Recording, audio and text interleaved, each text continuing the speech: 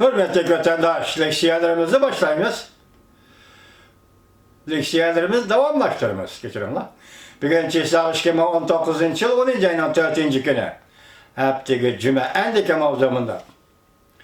Tez haber. Şangan Memuru Rayon hükümeti niqablanishni cheklash qonuni e'lon qildi.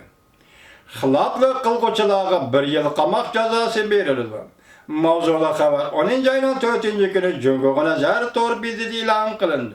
Xabar mundaq boshlandi. Yuqori xabar bilan bu takrar bo'lib qolsa kechiring vatandoshlar, buning mazmunida farq bor. Gap bir vaqa Shangal yuz bergan bir vaqa, ya'ni yangidan qonun tuzish vaqasi to'g'risida ketyapti. Mundaq boshlandi. Shangal ma'muriyat Rayon hukumati vaziyatni tezginlash uchun 10 ayning 4 kuni niqoblanishni cheklash qonunini rasmiy e'lon qildi. Tez bo'lganda juma kuni yarim kechida ko'chga ega bo'ldi. Xiloflik qilguvchilarga 25 ming yuan jarimani qo'yildi yoki 1 yillik qamoq jazosi berildi.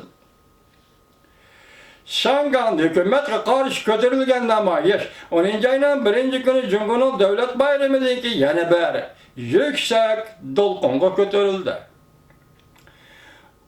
Bu vaziyatni darhol tizginlash uchun Shangan Memuru Rayon hukumati 10 ayning 4 kuni niqoblanishni cheklash qonuni rasmiy e'lon qildi.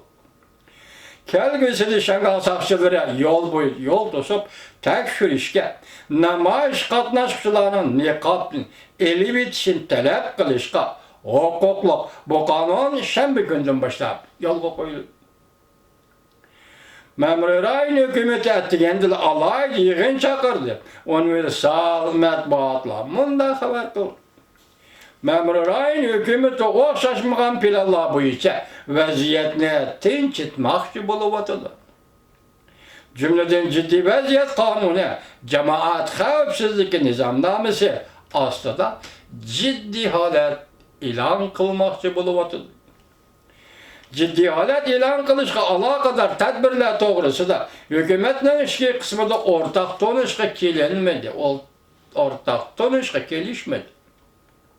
Şunlaşkan ahırda ortak tonish kelingan niqoblanishni cheklash qonunini e'lon qilishni qaror qildi. Jungoning davlat bayramidan keyin Shangan Memuriy rayon boshlig'i Lin Jingyu bir kun ichida 2 qatam qonun chiqarish mahkamasining boshlig'i Jing Ruohua, Amallik saqlash idorasining boshlig'i Li Jiachao bilan maxfiy yig'in ochdi.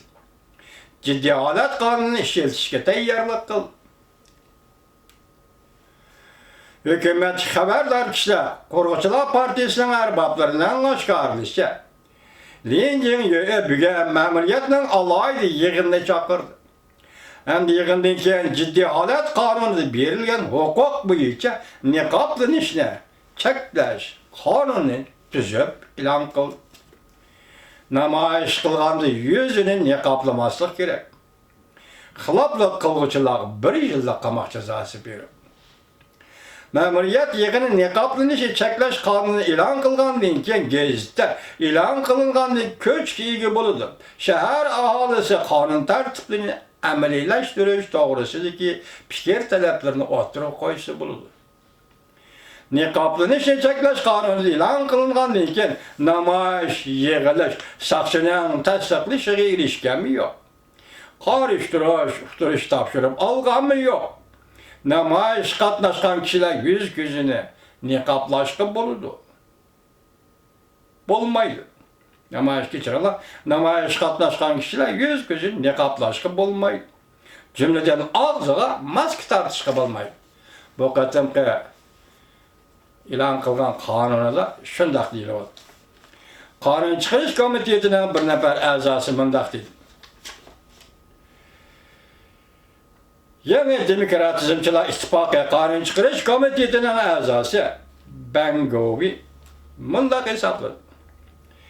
Lin Jingyuning harakatlari ahmoqlik, chakka yetganlik.